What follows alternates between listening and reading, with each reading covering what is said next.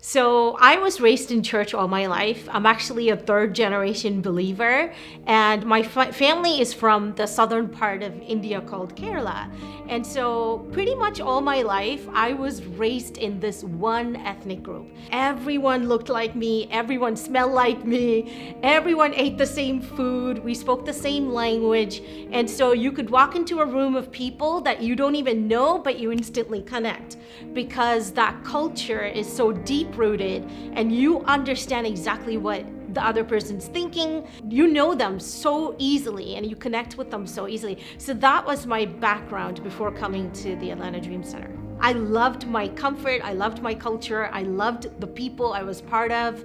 I ran a all-night prayer group, intercessory prayer. We were very involved with church. We were involved in worship ministry, Sunday school ministry, prayer ministry, and also until we came here, we actually ran one of the services once a month. So we were very involved with it, and I had no intention of searching for another group at all. I was very, very happy. And so John started searching and found this.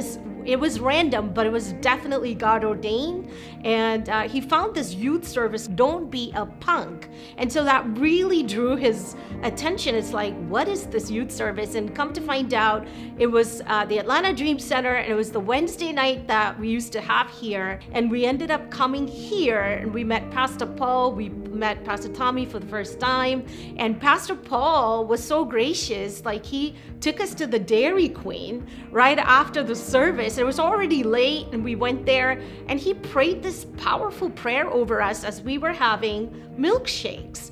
And so it just really drew me to search for a little bit more about what the Dream Center is and what is this place all about. And so that was our first interaction, and definitely a God-ordained one. So coming into the Dream Center was like a dream come true for me, because I'm like, wow, there's so many more needs. So I came with all this expectation to serve and to be a big blessing to this place, but I found myself very much unable to give anything.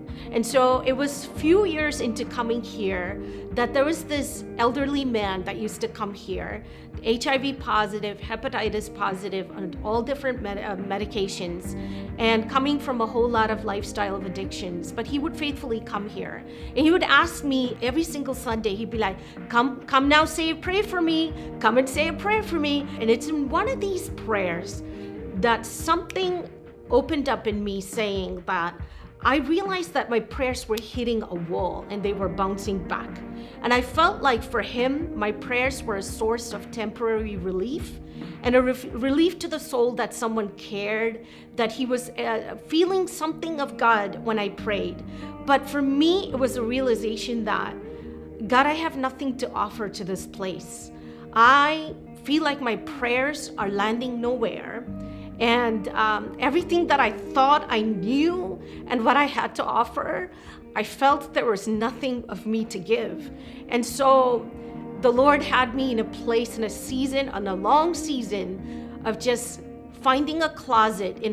I took a closet in my home, turned it into a prayer closet, and I kneeled down to a God that I barely knew. And although I had served in ministry and everyone thought of me as an example child, and I was a role model for so many people, I found myself being extremely vulnerable before the Lord and saying, God, I really don't have what it takes. I'm not sure if I heard your voice, but here we are. And I think the greatest realization was that, like Adam and Eve hid from God, when God came and said, where are you?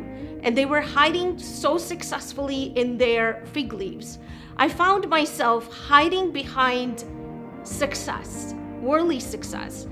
I had a great job. I was successful at it. But I think my security and my significance all came from this fig leaf. This is who Judy is. And so I didn't realize the brokenness of my own soul. My identity became this position that I held, or this car that I drove. I realized I was living a fig leaf life. And I think the Dream Center, with all of its sufferings and the people that I encountered, really helped me to face my own brokenness. This community of believers And this stretching, I feel like this was a PhD in the making for me. This was a doctoral program of knowing God, a God that I barely knew. I knew a whole lot about him.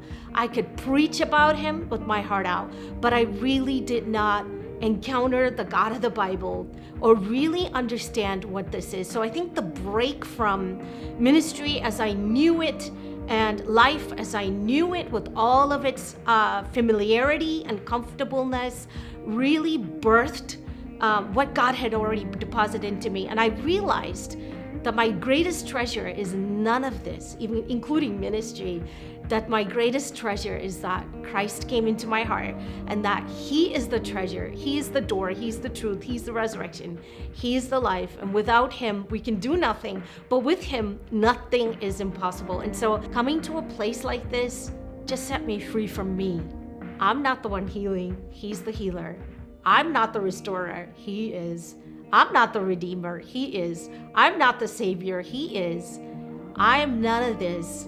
But if I could allow myself to be a jar of clay, understanding that the incredible riches of Christ is already in me, and the story is Christ living in me for this hurting world, has hugely, massively revolutionized my life.